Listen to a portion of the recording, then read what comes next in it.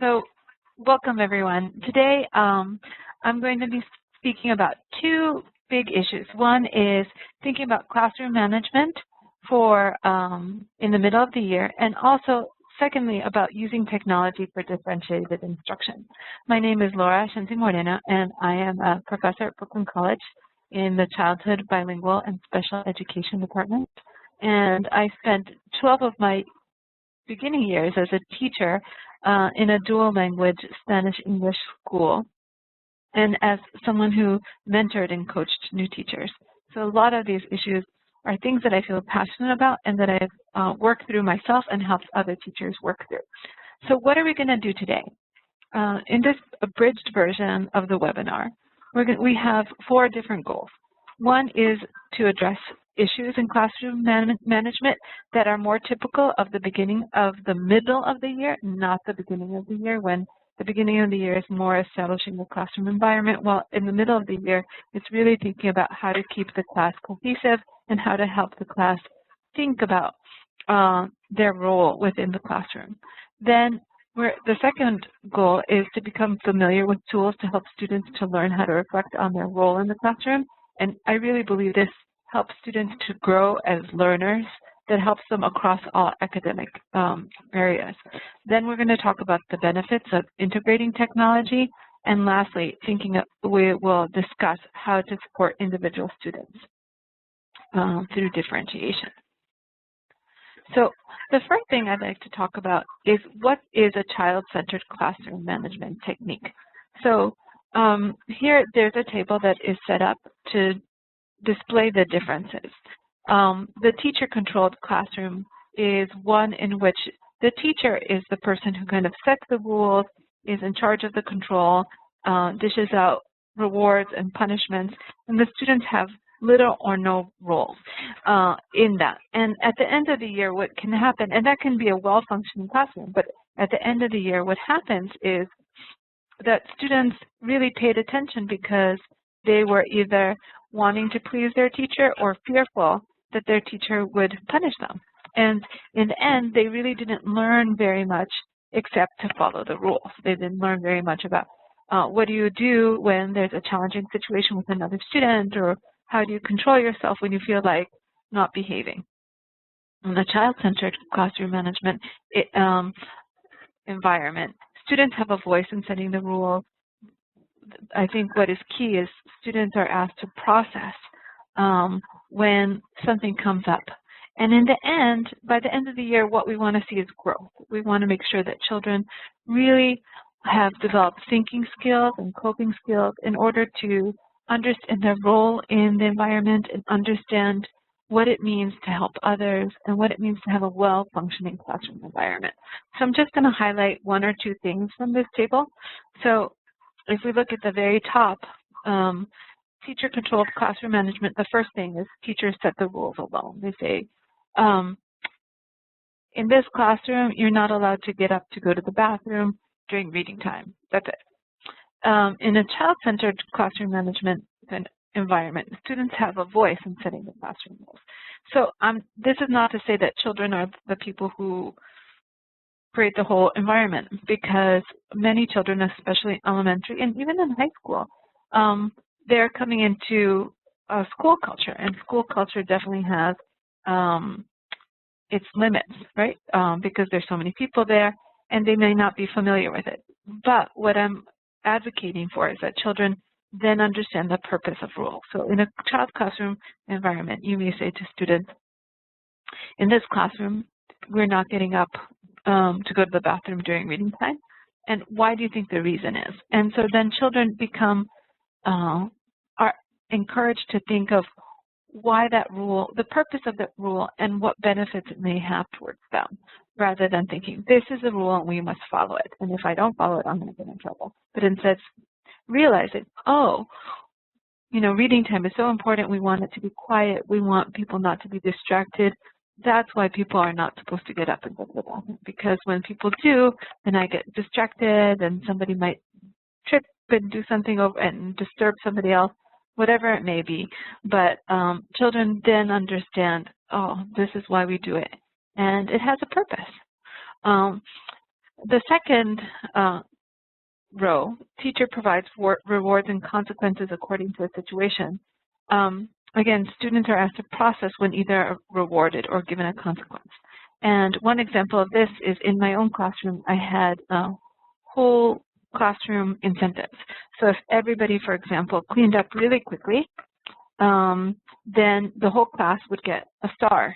And once they got, let's say, 10 to 15 stars, they were allowed to choose something that they like to do, whether that be stay outside for an extra 5 minutes or have extra center time or spend some time singing on a Friday, whatever they decided they'd like to do that didn't cost money, I would say to them, we could engage in doing. And that sets the tone that the class is unified and decides that once they work together, they get the privileges of doing extra special things. And I think that's really important. And it's also important to think about the contrary.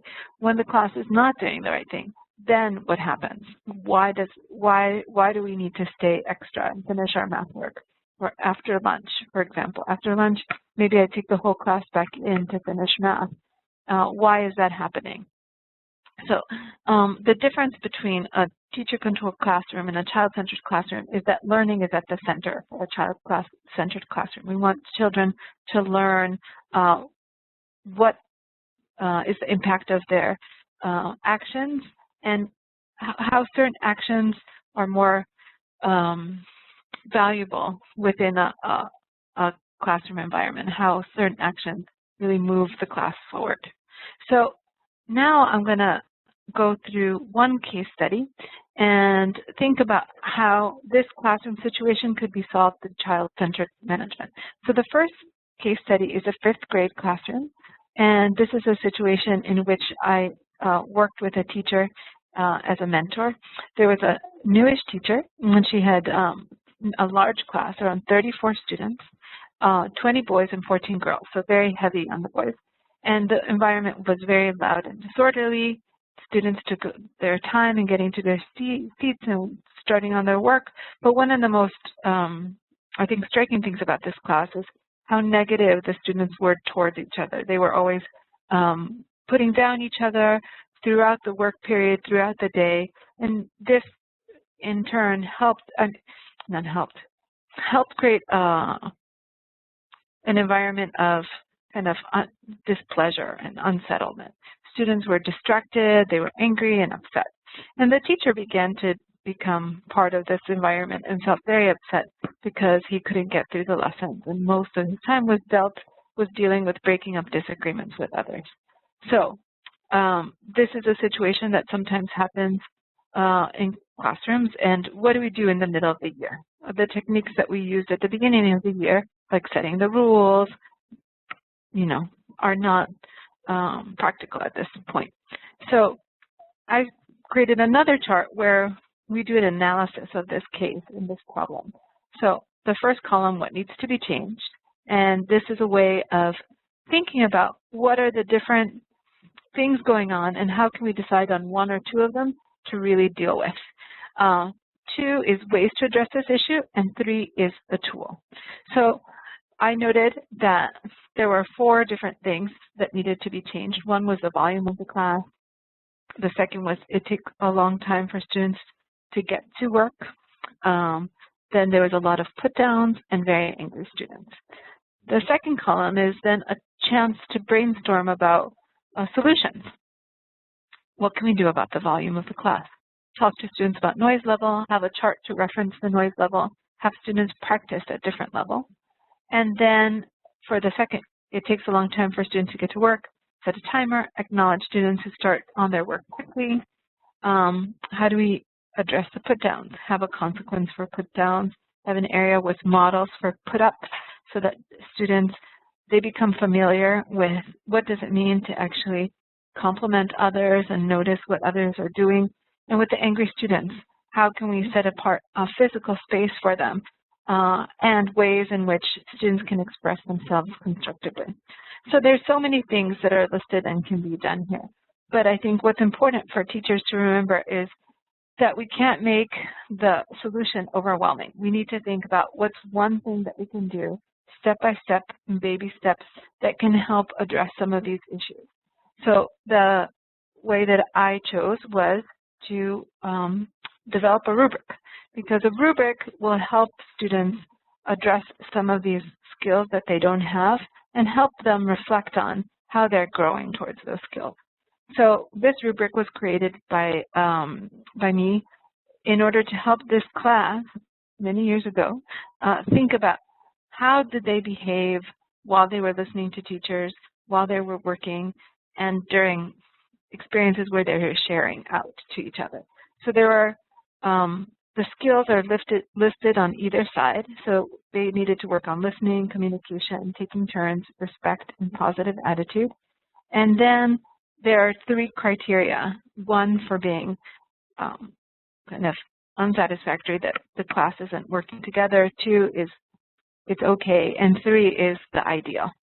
So in creating a rubric like this, it would be different for each and every class because there may be different issues that classes are dealing with. So for some classes, it may be fewer. It may be just positive attitude and respect. For another class, it may be the communication, listening, and taking turns. So it really depends on the issues that you want to target in your classroom. So just to look at one, I want to look at positive attitude. So let's say after a math lesson, after processing it, then we would process, well, how was our attitude while we did math? Were few people enjoying working with each other? Did most people enjoy working with each other? Did everyone enjoy working with each other, and why? What did we do? What did we actively do in order to get a 3? What did you do? If you saw someone having behavior that wasn't helpful, did you say something to them? And highlighting those things, because through highlighting the behaviors that people take in order to create a positive classroom environment, we're really highlighting and teaching them what kind of behaviors are valued and expected in order for the class to learn and move towards becoming well-functioning. So that's, now I'm going to turn to talking about technology. So why do we use technology in classroom? One is it helps us to really develop literacy. And literacy isn't just reading books in print. It's really about being able to understand and apply new understanding to new situations. And I think this is really important, that literacy is now, or what is considered new literacy, is now really being able to communicate using technology. So technology is a means in which to develop literacy and people's ability to communicate and to express ideas. Technology allows students to access material at their own pace and at their own level. And using technology allows students to access the currency of literacy in other disciplines, right? It allows us to be in touch with others that otherwise we wouldn't be able to, for example, right now. So I have 2 videos that I hope will help you think about this. But before that, I want to talk a little bit about how technology can be integrated into the classroom. So you can do whole group and small group lessons. Students can work individually with technology at individual iPads or laptops, and I know schools often have laptop carts, which teachers can take out, and students can work independently for a period or up to a day. And students can do group work. There can be 2 or 3 students at a laptop. And with families and at home, students and parents can access website content. So I wanted to talk a little tiny bit about whiteboards, like the smartboard, because it's the most common form of technology for whole group lessons. And I think I found this quote, and I think it's really important because it says, it's important to remember that whiteboards are a portal and not a destination. And I find this often as a college professor when I'm doing a PowerPoint.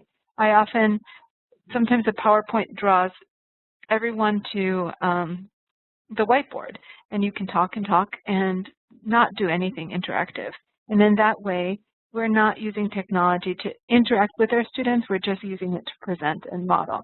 And I think that that's a fine way and it can be engaging, but it's important to remember that it's most powerfully used as a way of interacting with students and bringing them content that otherwise they wouldn't be able to get, because I can give a presentation with sheets of paper as well, having things down on sheets of paper. So we want to make sure that the whiteboard doesn't become kind of a fancy piece of chart paper, but really we use it to its greatest potential, which is delivering content and information that otherwise students wouldn't receive.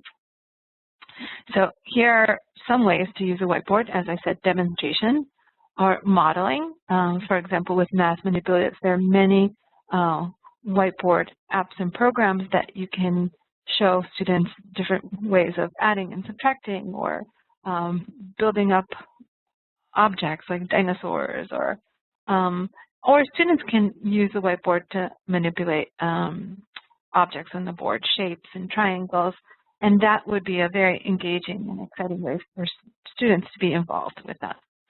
Now I want to show you a short piece on how a teacher used technology in her classroom. And I think what is really important about this, and why I wanted to do it, is I think that sometimes when we talk about technology, we just say, oh, we need to use technology, but how is it used is best exemplified within a project.